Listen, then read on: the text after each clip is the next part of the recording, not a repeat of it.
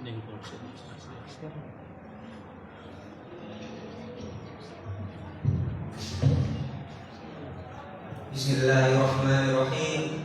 Assalamualaikum warahmatullahi wabarakatuh. Alhamdulillah rabbil alamin. Wassalatu wassalamu ala asyrafil anbiya'i wal mursalin sayyidina Muhammadin wa ala alihi wa sahbihi ajma'in. Amma ba'd.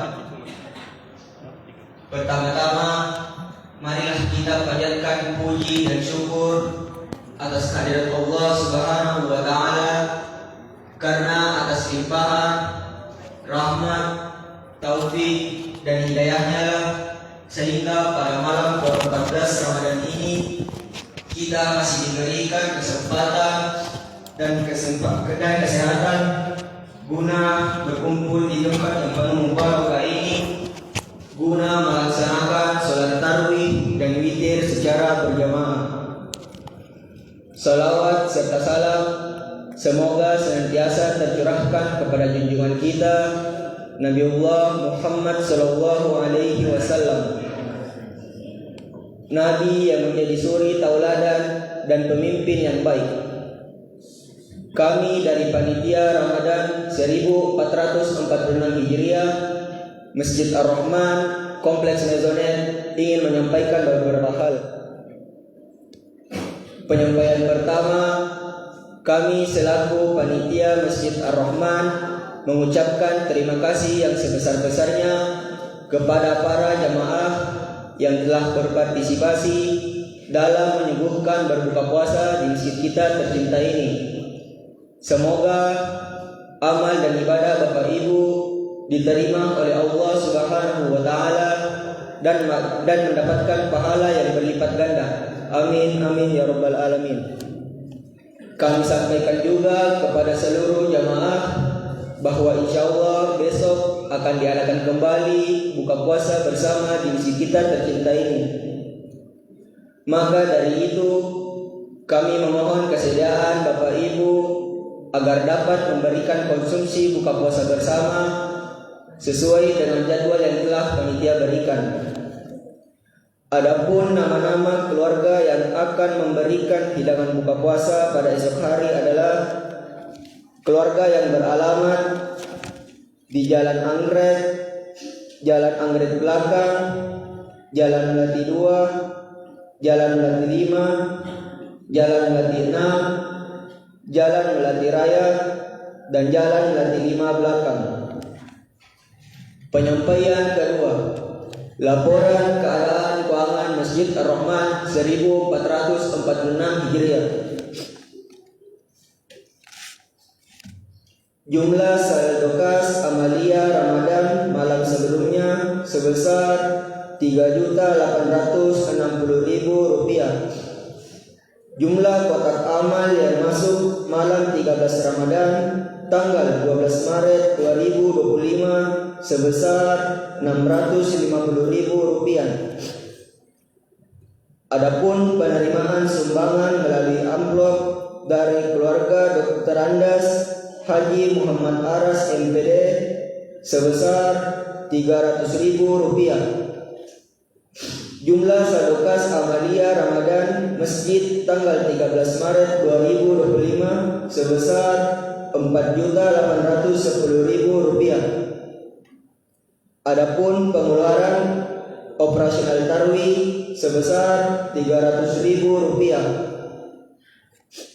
Jumlah pengeluaran sebesar Rp300.000, sehingga jumlah saldo kas amalia Ramadan sampai dengan malam hari ini sebesar Rp4.510.000. Hadirin sidang jamaah tarwih yang berbahagia, adapun yang bertindak sebagai penceramah Ramadan pada malam hari ini yakni Al-Ustaz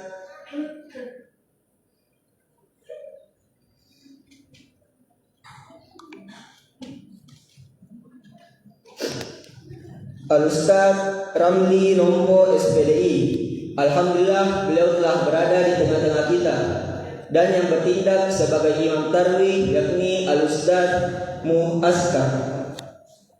Sekian dari kami, wabillahi taufik wal hidayah.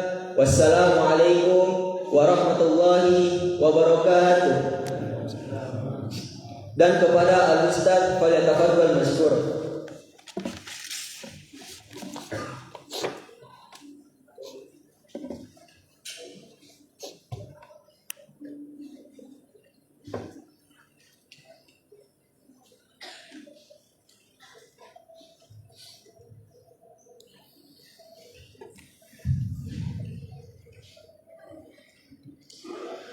Bismillahirrahmanirrahim.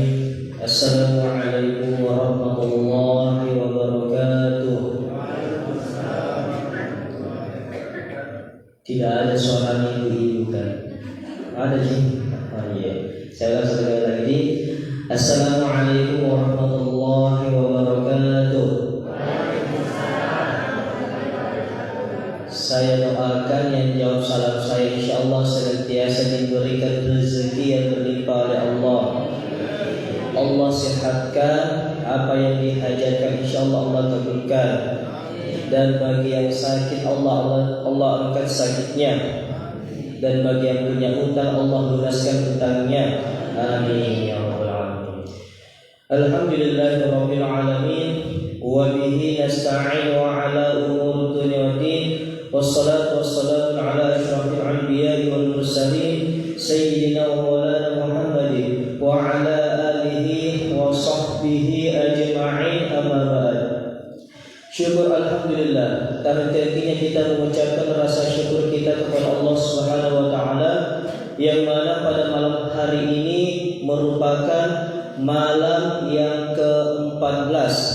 Itu berarti sudah 13 puasa yang kita lalui. InsyaAllah semoga amal ibadah puasa kita yang telah berlalu Allah senantiasa menerimanya. Amin amin ya rabbal alamin.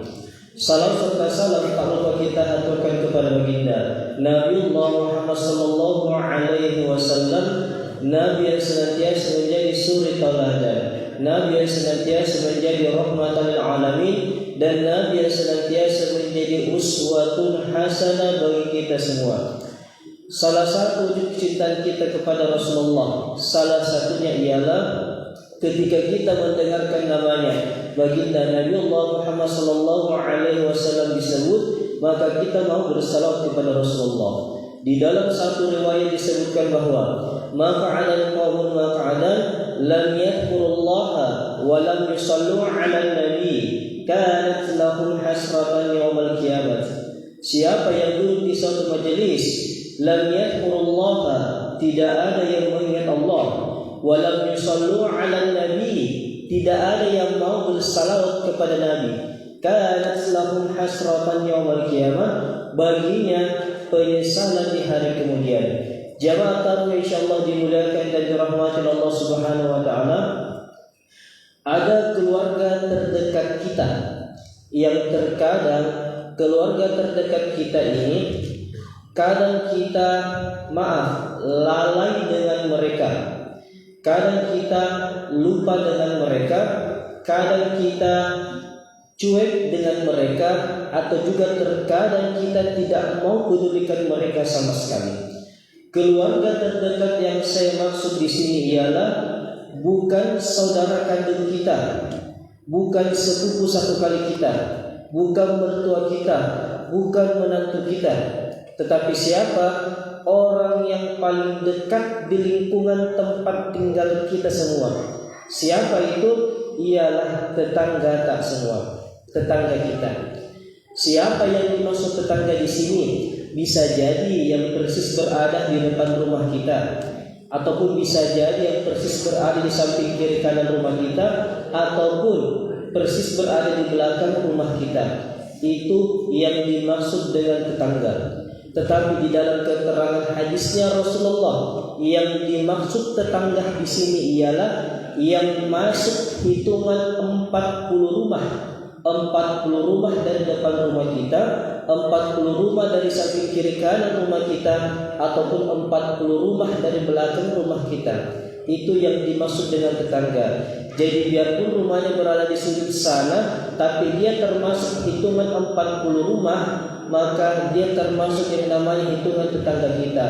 Karena ada tong itu biasa Pak Bu, dia tidak mau diakui sebagai tetangganya. Yang dianggap tetangga itu yang hanya di depan rumahnya, samping kiri kanan rumahnya, ataupun belakang rumahnya. Padahal tidak demikian. Biarpun rumahnya berada di sudut sana, tapi dia termasuk hitungan 40 rumah, maka dia termasuk yang namanya hitungan tetangga kita semua. Di dalam hadisnya Rasulullah disebutkan bahwa man kana yu'minu billahi wal yawmil akhir falyukrim jarahu. Barang siapa yang beriman kepada Allah dan hari akhirnya, maka hendaklah ia memuliakan ataupun berbuat baik dengan tetangganya. Apa maksud dari keterangan hadis ini? Kalau kita baik dengan tetangga kita semua, kalau kita memuliakan mereka, siapa itu tetangga? Menurut keterangan hadis ini, itu ada dua hal yang kita dapatkan. Apa itu? Yang pertama ialah iman kepada Allah dan iman kepada hari akhir. Tapi kalau kita maknai hadis ini secara pengertian terbalik, berarti ketika ada seseorang yang jahat dengan tetangganya, suka menghina, suka menggibah, apalagi dia sampai menceritakan aib dan kejelekan tetangganya sendiri, maka orang tersebut merupakan orang-orang yang tidak berbuat baik ataupun orang-orang yang tidak memuliakan tetangganya sendiri. Ada Pak yang demikian. Kenapa saya katakan ada yang demikian? Hablum minallahnya bagus, hubungannya sama Allah bagus, tapi hubungan sosialnya rusak, terkhusus di lingkungan tempat tinggalnya sendiri. Kenapa saya katakan hablum minallahnya bagus? Sebelum azan berkumandang di masjid, dia sudah berada di dalam masjid terlebih dahulu, tapi bukan di sini. Tetapi ketika ada tetangga yang tegur, ada tetangga yang sapa, ada tetangga yang memberikan salam kepada dia, sikap apa yang dia tunjukkan? Tunduk dan cuek, tidak mau sama sekali menjawab salam tetangganya tersebut. Padahal ini bukan orang lain, orang yang ada di lingkungan tempat tinggalnya, tapi dia perlakukan dengan cara seperti itu. Hablum minallahnya jalan, tapi hubungan sosialnya rusak, atau hubungannya sesama manusia rusak, terkhusus untuk di lingkungan tempat tinggalnya sendiri. Jangan sampai ini yang disinggung dalam satu riwayat. Siapa itu? Orang-orang yang bagus di hablum minallahnya, bagus hubungannya sama Allah, tetapi tidak bagus di hubungan sosialnya, terkhusus untuk di lingkungan tempat tinggalnya sendiri. Siapa itu? Suatu ketika Rasulullah bertanya kepada para sahabatnya, apa yang beliau tanyakan? Atadruna manil muflis? Rasulullah bertanya kepada para sahabatnya, tahukah kalian orang-orang yang bangkrut? Ada salah seorang sahabat yang menjawab, ya Rasulullah, apakah yang dikatakan bangkrut ya Rasulullah? Orang yang tidak pernah sholat seumur hidupnya ya Rasulullah. Apa jawaban Rasulullah? Tidak, sholatnya lancar, sholatnya jalan. Lantas ada lagi sahabat yang menjawab, ya Rasulullah, apakah yang dikatakan bangkrut ya Rasulullah? Orang yang sudah mampu, tetapi dia tidak pergi berangkat haji ataupun umroh. Apa jawaban Rasulullah? Tidak, setiap tahun dia pergi berangkat haji dan umroh. Lantas ada lagi satu sahabat yang menjawab, ya Rasulullah, apakah yang dikatakan bangkrut ya Rasulullah? Orang yang tidak pernah sedekah ya Rasulullah seumur hidupnya. Apa jawaban Rasulullah? Tidak, sedekahnya lancar, sedekahnya juga jalan. Lantas sahabat heran, ya Rasulullah, siapakah gerangan yang engkau maksud ya Rasulullah? Orang-orang yang di hari kemudian nanti ya Rasulullah bangkrut. Bukan bangkrut tidak ada uangnya, bukan bangkrut tidak ada harta kekayaannya, tetapi bangkrut yang dimaksud di sini ialah habis amal ibadah yang pernah dia lakukan selama di dunia. Apa jawaban Rasulullah? Jarusu wa khati'ur raqib, yaitu tetangga yang jahat dengan tetangganya dan orang yang selalu memutuskan tali silaturahimnya. Maksudnya apa? Kita tidak hanya disuruh yang namanya jalankan hablum minallah kita, tapi ada yang namanya hubungan sosial kita, hubungan kita sesama manusia yang wajib kita jalin, yang wajib kita jaga. Saya tanya dulu ibu di sini, ibu, tidak pernah cerita aibnya kejelekan tetangga tak? Tidak sih. Jangan bertanya Pak. Tidak pernah ada cerita kekurangan tetangganya. Tidak ada di sini, bisa nanya gimana. Ada Pak, ini pengalaman yang saya dapat sendiri di lingkungan tempat tinggal saya. Biasanya itu kalau ada ibu-ibu 2, 3 orang, 4 orang, biasanya lahir di topik pembicaraan. Betul biasa jadi. Ini yang saya dapati sendiri Pak di lingkungan tempat tinggal saya. Ada orang lewat depan rumah. Ini orang lewat depan rumah, kebetulan dia pakaiannya pakaian putih, celananya celana hitam. Apa nak bilang itu tetangga ya? Kenapa itu tetangga atas sana pakaiannya pakaian putih, celana hitam? Kayak orang mau pergi di ospek, anak mahasiswa kapan? Coba. Ada lagi orang lewat depan rumah, sendalnya lagi tetangganya dia pusingi. Kenapa sendalnya tetangga itu mau mecapi, tidak nak ganti-ganti? Tidak ada di sini, tidak ada di sini. Ada tetangganya membeli kulkas, dia setengah mati kedinginan. Ada tetangganya membeli AC, dia setengah mati kedinginan. Dan ada tetangganya membeli kipas, dia yang setengah mati tak putar-putar kiri kanan. Ini yang namanya senang ketika melihat orang susah, dan susah ketika ada orang yang dapati yang dia senang. Ini namanya apa ya? SMS. Senang ketika ada orang yang dapat dia susah, dan susah ketika dia melihat orang senang atau bahagia. Ada yang demikian, ada, tapi tidak ada di sini. Nah, maksudnya apa? Kita tidak hanya disuruh yang namanya hablullah kita, bahkan Allah sendiri berfirman di dalam Al-Qur'an. Apa kata Allah di dalam Al-Qur'an? Duribat alaihimud dhillatu ainama thuqifu illa bihablim minallah wa hablim minan nas. Ini kata Allah dalam Al-Qur'an. Ditimpahkan kecelakaan musibah kepada manusia ainama thuqifu, dimanapun dia berada, illa kecuali siapa kata Allah? Bihablim minallah, yang bagus hubungannya sama Allah, yang bagus hubungannya sama Allah. Apakah kita hanya tujuannya hidup ini hanya untuk hablum minallah saja? Tidak. Bihabli minallah, yang bagus hubungannya sama Allah, dan wahabli minan nas, dan yang bagus juga hubungannya sama sesama manusia. Jadi jangan lupa habli minallah tak silangkan jalankan, tapi yang namanya hubungan sosial kita di lingkungan tempat tinggal kamu sendiri, tidak usah pergi jauh-jauh. Bagaimana kita saling menghargai, saling memuliakan, saling berbuat baik. Ada tetangga kita yang membutuhkan pertolongan kita bantu mereka.